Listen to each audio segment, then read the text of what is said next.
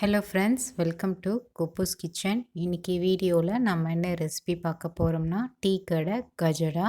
இந்த ரெசிபி எப்படி செய்கிறதுன்னு பார்க்குறதுக்கு முன்னாடி இது வரைக்கும் நீங்கள் நம்ம சேனலை சப்ஸ்கிரைப் பண்ணாமல் இருந்தீங்கன்னா மறக்காமல் சப்ஸ்கிரைப் பண்ணுங்கள், லைக் பண்ணுங்கள், ஷேர் பண்ணுங்கள், கமெண்ட்ஸ் பண்ணுங்கள். மறக்காமல் பெல் நோட்டிஃபிகேஷனை கிளிக் பண்ணுங்கள். அப்போ தான் நாங்கள் அப்லோட் பண்ணுற வீடியோஸ் உங்களுக்கு உடனுக்குடன் வந்து சேரும். வாங்க இந்த டீ கடை கஜ்ரா எப்படி செய்கிறதுன்னு பார்க்கலாம். கிச்சனுக்குள்ளே போகலாம். இப்போ நாம் இந்த ரெசிபி செய்கிறதுக்காக ஃபஸ்ட்டு நான் மிக்சர் ஜாரில் ஒரு அரை கப் அளவு சர்க்கரை எடுத்துக்கிட்டேன். அடுத்து வாசத்துக்கு 2 ஏலக்காய் எடுத்துக்கிட்டேன். இன்கேஸ் ஏலக்காய் வாசம் பிடிக்காதவங்க ஏலக்காய் சேர்த்துக்க வேண்டாம். இந்த சர்க்கரையை நம்ம நல்லா மைய அரைச்சி கொண்டு வந்துடுவோம். அரைச்ச பிறகு ஒரு முட்டை எடுத்துகிட்டு அதை நம்ம உடச்சி போட்டு இந்த சர்க்கரை தூளில் சேர்த்துக்கணும்.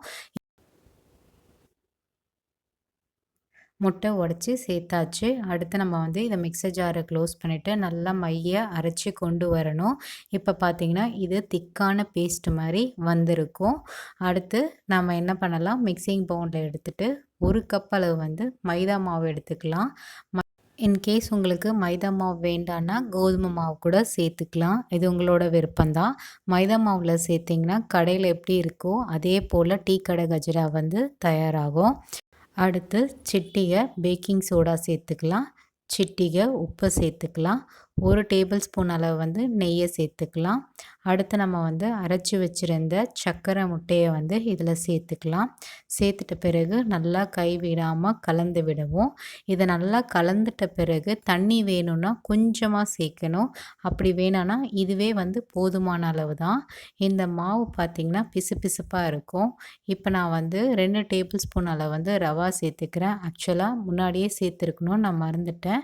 இப்போ நான் 2 டேபிள் ஸ்பூன் ரவையை சேர்த்துட்டு நல்லா மிக்ஸ் பண்ணி எடுத்துக்கிறேன். இது பிசு பிசுப்பு தன்மையாக தான் இருக்கணும். மாவும் நல்லா மிக்ஸ் பண்ணி எடுத்தாச்சு.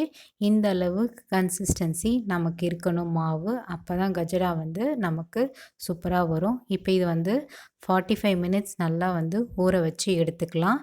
45 நிமிஷம் கழித்து நம்ம கையில் பார்த்திங்கன்னா எண்ணெய் தடவிட்டு நம்ம கொஞ்சம் கொஞ்சமாக நம்ம தயார் பண்ணி வச்சுருந்த மாவு உருண்டை மாதிரி உருட்டி எடுத்துக்கலாம். இந்த மாவு கொஞ்சமாக எடுத்து உள்ளங்கையில் வச்சு இந்த மாதிரி உருட்டி எடுத்து ஒரு தட்டில் வச்சிடலாம்.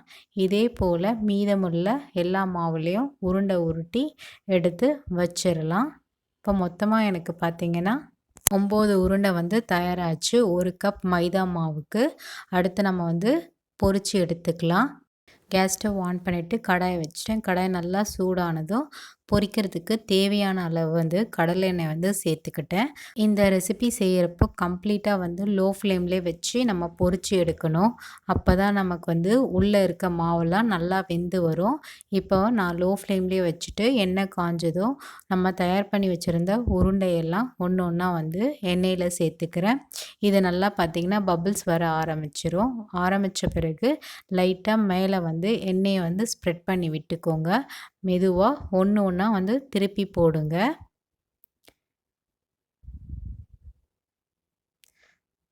லோ ஃப்ளேம்லேயே வச்சு செஞ்சோம்னா கருகவும் வராது. ஸோ உள்ளே நல்லா வெந்து வரும். அதுக்காக தான் நம்ம லோ ஃப்ளேமில் வச்சு செய்கிறோம். இப்போ பார்த்திங்கன்னா ஈவனாக எல்லா சைட்லேயும் நம்ம வெந்து வரதுக்காக அப்பப்போ இந்த மாதிரி திருப்பி விட்டுட்டே இருக்கணும். இது நல்லா கோல்டன் ப்ரௌன் கலர் ஆகிற வரைக்கும் நம்ம நல்லா வறுத்து எடுக்கணும். இப்போ பார்த்திங்கன்னா நமக்கு கிராக் வர ஆரம்பிச்சிருச்சு இந்த உருண்டையில்.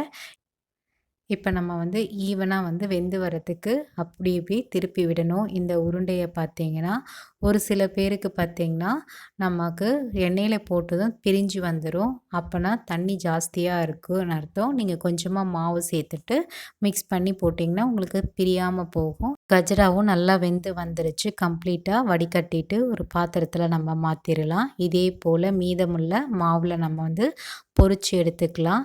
அவ்வளோதாங்க, வீட்டிலே சுலபமாக டீ கடை கஜ்ரா எப்படி செய்கிறதுன்றது இன்றைக்கி வீடியோவில் பார்த்தோம்.